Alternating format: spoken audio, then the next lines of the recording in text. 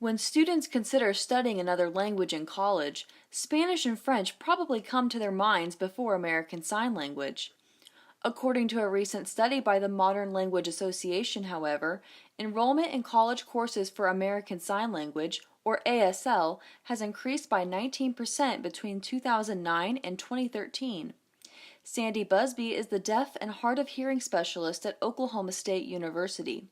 She came to OSU in 2004 as an interpreter for college football player Martell Van Sant.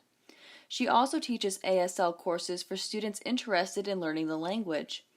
She says one of the most rewarding parts of being an interpreter is experiencing the camaraderie of the deaf community.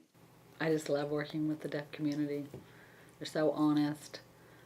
I guess seeing the kids graduate and go off and get jobs and live happy lives. Emma Pruitt is a graduate student and president of the ASL club at OSU. She started to learn how to sign at 4 months old and went to different schools growing up where she studied ASL, Signed Exact English, or Pidgin Signed English, a mixture of both.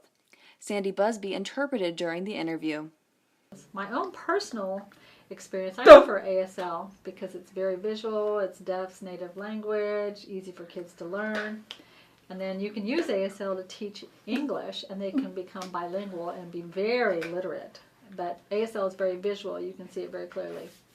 Corinne Stevenson says she studied ASL because she thought it would be useful as a communication sciences and disorders student. She says her perceptions of the deaf changed for the better through her experience with ASL club and classes. Now I'm more focused on the language and the culture of the deaf community and how it's their language, their culture, and I'm just lucky to kind of get to see it and experience it. Alex Farrow says she thinks it's best not to label a deaf person as hearing impaired. She says it is politically correct to use deaf with a capital D to refer to the community. Taylor Woodall interpreted during the interview. The capital D part, that means that we are immersed in our culture and our community. The lowercase d, they're deaf, they're not really involved in the community and they don't sign as much. Busby says the ASL club has about 70 members this year, and the club is open to any students interested in learning ASL.